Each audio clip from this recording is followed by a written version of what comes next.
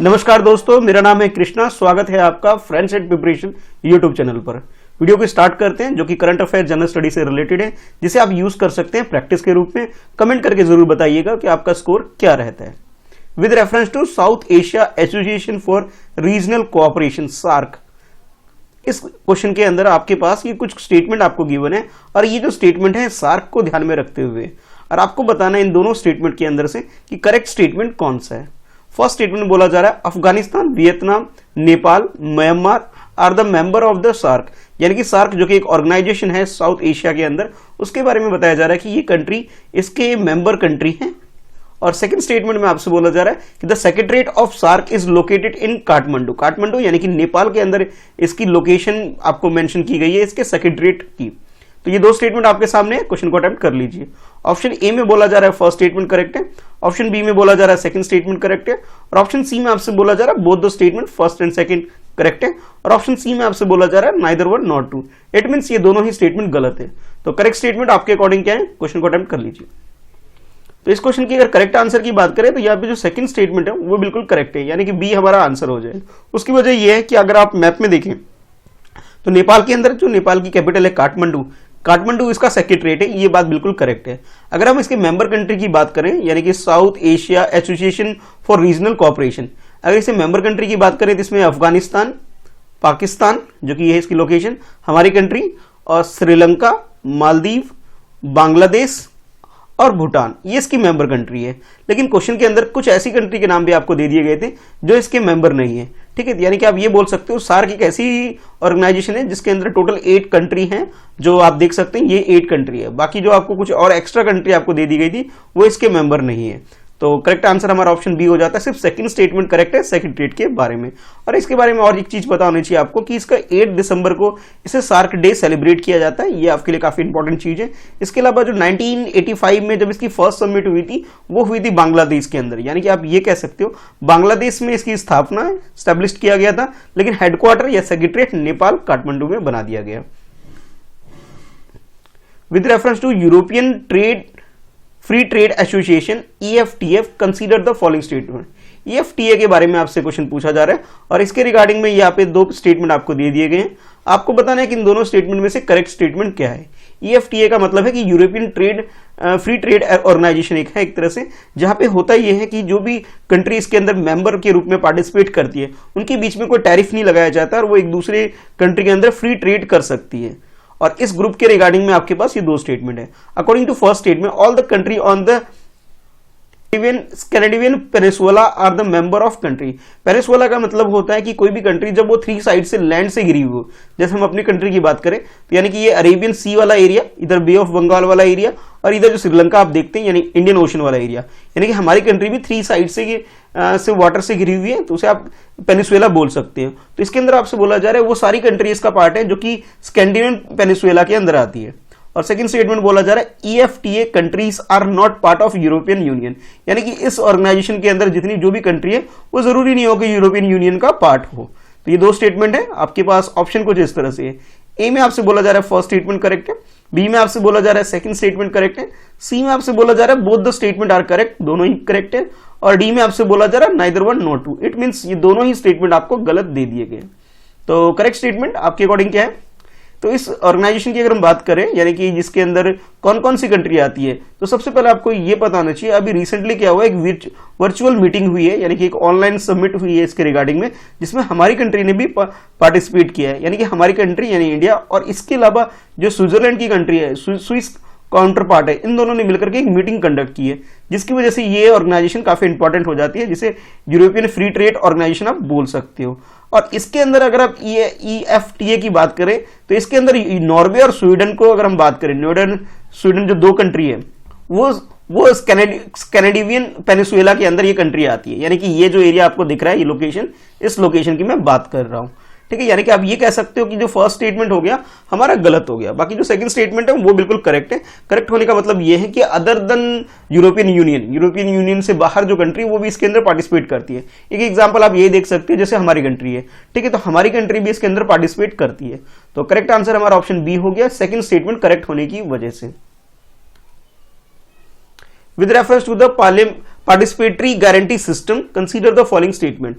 Participatory guarantee system के according में आपके पास यहाँ पे कुछ स्टेटमेंट है, ये फर्स्ट है, फिर सेकंड है और नीचे ये थर्ड स्टेटमेंट है। ये तीन स्टेटमेंट आपको दे रखे हैं, तीनों स्टेटमेंट में से आपको चूज करना है कि करेक्ट स्टेटमेंट क्या है। स्टेटमेंट 1 में बोला जा रहा है it is the process of certifying organic product of quality standard, यानी कि हमारी कंट्री के अंदर एक तरह से आप ये बोल सकते हो जितने भी प्रोडक्ट बनाए जाते हैं एग्रीकल्चरल प्रोडक्ट हैं, अगर वो ऑर्गेनिक है यानी कि उसके अंदर कोई फर्टिलाइजर के अंदर या किसी भी पार्ट में उसमें अगर कोई केमिकल चीजें नहीं मिलावट की गई है, टोटली ऑर्गेनिक है, उस चीज को स्टैंडर्ड मेजर करने के लिए, उसकी क्वालिटी स्टैंडर्ड को जानने के लिए एक तरह से सर्टिफिकेट प्रोवाइड करने का एक प्रोसेस सिस्टम कह सकते हो। सेकंड में बोला जा रहा है it is implemented by the ministry of consumer affair and food and public. अब ये कह सकते हो कि इसे जो इंप्लीमेंटेशन का अगर काम करती है वो हमारी कंट्री में जो मिनिस्ट्री है वो कंज्यूमर अफेयर मिनिस्ट्री इसके अंदर काम करती है। और थर्ड स्टेटमेंट में आपसे बोला जा रहा है कि Lakshadweep is the first state और union territory to become the 100% organic, यानी कि ऑर्गेनिक प्रोडक्ट बनाने वाला यानी ऑर्गेनिक एग्रीकल्चर काम करने वाला, ये बोला जा रहा है आपसे कि लक्षद्वीप ऐसी फर्स्ट यूनियन टेरिटरी या स्टेट बन गई है हमारी कंट्री में। तीन स्टेटमेंट है, तीनों स्टेटमेंट में से आपको करेक्ट स्टेटमेंट चूज करना है। ऑप्शन ए के अकॉर्डिंग फर्स्ट स्टेटमेंट ही सिर्फ हमारा करेक्ट है। ऑप्शन बी में आपसे बोला जा रहा है second and third statement correct. Option C की बात करें इसमें आपको फर्स्ट और सेकंड यानी कि ये दोनों स्टेटमेंट आपको करेक्ट बताए जा रहे हैं। और ऑप्शन डी में आपसे बोला जा रहा है कि तीनों ही स्टेटमेंट बिल्कुल करेक्ट है। तो करेक्ट स्टेटमेंट आपके अकॉर्डिंग क्या है, क्वेश्चन को अटेम्प्ट कर लीजिए। अगर हम बात करें पार्टिसिपेटरी गारंटी सिस्टम की, तो जैसा कि स्टेटमेंट में ही आपको मेंशन था कि भी एक तरह का प्रोसेस है जिसके अंदर ये डिसाइड किया जाता है, ये सर्टिफाइड किया जाता है जो प्रोडक्ट है वो ऑर्गेनिक यूज के द्वारा ही तैयार किया गया हो, यानी कि इसके अंदर कोई भी मिलावट नहीं हो, कोई केमिकल वगैरह या साइंटिफिक चीजों का इस्तेमाल नहीं किया गया हो, उसके लिए एक सर्टिफिकेट प्रोवाइड करने का काम करती है ये एक सिस्टम है। ये बात बिल्कुल करेक्ट है, यानी कि आप ये बोल सकते हो फर्स्ट स्टेटमेंट करेक्ट होने की वजह से हमारा ऑप्शन ए बिल्कुल आंसर हो गया। लेकिन बाकी अगर दो स्टेटमेंट में अगर गलती की बात करें तो सबसे पहले आप सेकंड स्टेटमेंट की बात करते हैं जिसमें आपसे बोला गया कि भी ये कंज्यूमर अफेयर मिनिस्ट्री के अंदर आता है, नहीं, ये ministry of agriculture and farmer welfare के अंदर आता है। तो आप ये कह सकते हो सेकंड स्टेटमेंट गलत हो गया। थर्ड स्टेटमेंट में आपसे बोला गया कि लक्षद्वीप ऐसे फर्स्ट स्टेट बन गई है जो ऑर्गेनिक फार्मिंग करती है, नहीं, इससे पहले 2016 में सिक्किम में ऐसा करने वाली हमारी कंट्री में फर्स्ट स्टेट बन गई थी। लेकिन अगर लक्षद्वीप की बात करें तो ये एक यूनियन टेरिटरी को ध्यान में रखते हुए आप इसे बोल सकते हो, यानी कि आप ये कह सकते हो कि फर्स्ट स्टेट या यूनियन टेरिटरी की लिस्ट हम तैयार करें तो उसके अंदर सिक्किम ऐसा करने वाली फर्स्ट स्टेट बन गई थी। तो सेकंड स्टेटमेंट और थर्ड स्टेटमेंट दोनों ही गलत है हमारे सामने, फर्स्ट स्टेटमेंट बिल्कुल करेक्ट है। तो करेक्ट आंसर हमारा ऑप्शन ए हो जाएगा। कंट्री ऑफ पर्टिकुलर कंसर्न जिसे शॉर्ट में सीपीसी भी बोला जाता है, designation by the US is related to, US के द्वारा कुछ कंट्रियों को एक लिस्ट में डाला गया जिस लिस्ट का नाम दिया गया है कंट्री ऑफ पर्टिकुलर कंसर्न, यानी कि किसी कंसर्न बेस्ड उस एक लिस्ट तैयार की गई है, उसके बारे में आपसे बोला जा रहा है कि वो कौन सी कंट्री है या किस ग्रुप के अंदर आती है, किस वजह से ये ग्रुप तैयार किया गया सीपीसी, ये आपको बताना है। तो आपके पास ये चार टॉपिक दे रखे हैं चार ऑप्शन की फॉर्म में कि भी इस टॉपिक की वजह से, इस रीजन की वजह से इन ग्रुप को, इस कंट्री को इस ग्रुप में डाला गया है। ऑप्शन ए में आपसे बोला जा रहा है वायलेशन ऑफ इंटेलेक्चुअल प्रॉपर्टी, यानी इंटेलेक्चुअल प्रॉपर्टी राइट्स को जो वायलेट करता है, यानी कि जैसे बोल दूं मैं कॉपीराइट इशू को जो वायलेट करती है जो कंट्री, उसके लिए एक लिस्ट तैयार की गई है सीपीसी के अंदर। सेकंड आपसे बोला जा रहा है वायलेशन ऑफ रीजनल फ्रीडम, यानी कि ऐसी कंट्री जो कि अपने कंट्री के अंदर रीजनल फ्रीडम प्रोवाइड नहीं करती, उस कंट्री को इस लिस्ट के अंदर डाला गया। ऑप्शन सी में आपसे बोला जा रहा है country not abiding by the international travel standard, यानी कि इंटरनेशनल लेवल पर ट्रेवलिंग से को ध्यान में रखते हुए जो भी स्टैंडर्ड मेंटेन किया गया, अगर कोई भी कंट्री उसे फॉलो नहीं करती है तो उसको इस लिस्ट के अंदर डाला गया। ऑप्शन डी में आपसे बोला जा रहा है country with a very high covid infection rate, यानी कि अभी आप जानते हैं कोविड-19 के केसेस चल रहे हैं और जहां पे कोविड-19 के सबसे ज्यादा केस है उस कंट्री को इस लिस्ट के अंदर डाला गया है। तो जो भी रीजन है, आपको इन चारों में से जो भी रीजन लगता है कि भी ये कंट्री ऑफ पर्टिकुलर कंसर्न क्या है, ये आपको क्वेश्चन अटेम्प्ट कर लेना है। चलिए क्वेश्चन को अटेम्प्ट कर लीजिए। तो इस क्वेश्चन की अगर करेक्ट आंसर की बात करें तो इसमें जो सेकंड आपसे बोला गया कि रीजनल फ्रीडम को जो वायलेट कर रही है जो कंट्री, उसको इस लिस्ट के अंदर डाला गया, जिसके अंदर आप बोल सकते हैं China, Tajikistan, north Korea, Myanmar, Pakistan जिसकी लोकेशन यहाँ पे है, Pakistan, Eritrea, Saudi Arabia, Iran और तुर्कमेनिस्तान, यानी कि ये कुछ ऐसी कंट्री है जो अपनी कंट्री के अंदर प्रॉपर फ्रीडम प्रोवाइड नहीं करती फिर लोगों को, सिटीजन को, कि वो किसी भी रिलीजियस की प्रैक्टिस कर सके। तो इसको ध्यान में रखते हुए यूएस बेस्ड, यानी कि यूएस ने क्या किया हुआ है कि अपने यहाँ पे एक लिस्ट तैयार की है जिसका नाम डाला गया कंट्री ऑफ पर्टिकुलर कंसर्न, यानी कि ये एक मुद्दा हो गया, कंसर्न हो गया एक तरह से कि लोगों को एक रिलीजियस फ्रीडम नहीं दी जा रही है। तो आप कह सकते हो सेकंड हमारा जो आंसर हो जाएगा ऑप्शन बी हो जाएगा। ठीक है। ये भी बोला जा रहा था स्टार्टिंग में कि इंडिया, रशिया, सीरिया, वियतनाम जैसी कंट्री को भी इसके अंदर डाला जाए, इस लिस्ट के अंदर। फिर बाद में इसे मतलब एक तरह से डिनाई कर दिया गया कि नहीं, ये ऐसी कंट्री की लिस्ट में नहीं आ सकती, क्योंकि यहाँ पे मल्टी कल्चर है, या फिर आप कह सकते हो मल्टीपल रिलीजियस प्रैक्टिस की जा सकती है। यहाँ पे ऐसा कुछ बाउंडेशन नहीं है इस कंट्री में, ठीक है। तो करेक्ट आंसर हमारा ऑप्शन बी हो जाता है। कंसीडर द फॉलोइंग स्टेटमेंट, यहां पे भी आपके पास कुछ स्टेटमेंट गिवन है और उन स्टेटमेंट को ध्यान में रखते हुए आपको ये बताना है कि ये जो जितने भी तीनों स्टेटमेंट आपको गिवन है, इन तीनों स्टेटमेंट में आपको ये चेक करके बताना है कि किस माउंटेन के बारे में बात की जा रही है। इसलिए हम बोला जा रहा है कंसीडर द फॉलोइंग स्टेटमेंट, और बीच में 3 स्टेटमेंट आपको दे दिए गए। ये फर्स्ट है, उसके बाद ये सेकंड है, और नीचे ये थर्ड स्टेटमेंट है। उसके बाद नीचे बोला जा रहा है the above statements represent which of the following mountain, यानी किस माउंटेन के बारे में बात की जा रही है, ये आपको बताना है। स्टेटमेंट 1 में बोला जा रहा है this mountain is known as the mountain Qomolangma in China. China के अंदर इस माउंटेन का जो नाम है माउंटेन कोलोमंगा बोला जाता है। और सेकंड स्टेटमेंट बोला जा रहा है it lies at the border of the Nepal and Tibet. Nepal और तिब्बत का जो बॉर्डर है उस एरिया में ये माउंटेन है।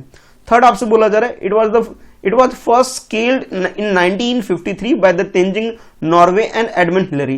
तेंजिंग नॉर्वे और एडमंड हिलरी ने इसे पहली बार इस पहाड़ के ऊपर चढ़ा था, या इसकी बारे में जाना था, या आप कह सकते हैं इसके ऊपर चढ़ाई की थी। ये आपसे थर्ड स्टेटमेंट में बोला जा रहा है। तो 3 स्टेटमेंट आपके सामने है, तीनों स्टेटमेंट में से आपको बताना है कि भी इन तीनों स्टेटमेंट को कौन से माउंटेन की बात की जा रही है। ऑप्शन ए में आपसे बोला जा रहा है कि एवरेस्ट की बात की जा रही है, यानी कि माउंट एवरेस्ट। सेकंड आपसे बोला जा रहा है माउंट कंचनजंगा के बारे में इसमें बात की जा रही है। ऑप्शन सी में आपसे बोला जा रहा है माउंट कैलाश के बारे में बात की जा रही है। और ऑप्शन डी में आपसे बोला जा रहा है कि माउंटेन केमेट के बारे में बात की जा रही है। तो ये 4 ऑप्शन आपके पास है, आपको सही माउंटेन का नाम बताना है। तो माउंटेन के हिसाब से, जैसे इसमें 2 लोग काफी फेमस पर्सनैलिटी, एक तरह से आप बोल सकते हो कि ये तेंजिंग नॉर्वे और एडमंड हिलरी, इनके नाम से ही आप समझ गए होंगे कि जहां जो बात की जा रही है माउंट एवरेस्ट की बात की जा रही है। इसलिए हमारा करेक्ट आंसर ऑप्शन ए हो जाएगा। और माउंट एवरेस्ट को ही नेपाल में अगर बात करें, नेपाल में इसे सागर माता या सागर माला भी बोला जाता है, ठीक है। सागर माथा इस नाम से भी बोला जाता है, और हमारी कंट्री में तो इसे एवरेस्ट ही बोला जाता है। और अगर हम नेपाल के अलावा अगर हम चाइना में बात करें, इसे कोमोलंगा माउंटेन इसे बोला जाता है। तो आप ये कह सकते हो कि ये फर्स्ट स्टेटमेंट बिल्कुल इसके रिगार्डिंग में ही है। सेकंड स्टेटमेंट जिसमें ये बोला गया कि ये नेपाल और तिब्बत के बीच में है, यानी कि आप ये कह सकते हो अगर हम इसे मैप में देखें तो वर्ल्ड मैप में ये जो आपको नेपाल या छोटा सा नेपाल दिखेगा, नेपाल का जो तिब्बत वाला एरिया, जिसे अभी आज के टाइम पर चाइना ने ऑक्यूपाई कर रखा है, इस एरिया में आप बोल सकते हो ये माउंट एवरेस्ट है। और इसे न्यूजीलैंड के माउंटेनर और नेपाल के माउंटेनर दोनों ने मिलकर के इस पे फर्स्ट टाइम 1953 में इस पे चढ़ाई की थी, ठीक है। यानी कि करेक्ट आंसर हमारा ऑप्शन ए हो जाएगा। ये रिलेटेड है माउंट एवरेस्ट के बारे में, ठीक है। तो आज की इस वीडियो में इतना ही है। आप कमेंट करके जरूर बताइए कि आपका स्कोर कितना रहता है। और आपको आज के आपके लिए क्वेश्चन ये रहेगा, आपको ये बताना है कि भी वर्ल्ड में टॉप 5 पीक माउंटेन कौन कौन सी, ये आपको बताना है। यानी कि वर्ल्ड में अलग अलग कॉन्टिनेंट के हिसाब से भी आप बता सकते हैं कि इस पर्टिकुलर कॉन्टिनेंट में कौन सा पीक है, या फिर आप बोल सकते हैं कि टॉप 5 जो वर्ल्ड में माउंटेन है पीक के हिसाब से, हाइट के हिसाब से, ये आपको कमेंट बॉक्स में बताना है, ठीक है। चलिए फिर मिलते हैं नेक्स्ट वीडियो में। आज की इस वीडियो में इतना ही है। वीडियो को लाइक करिए अगर पसंद आता है तो, और इसे अपने दोस्तों में शेयर जरूर करिए।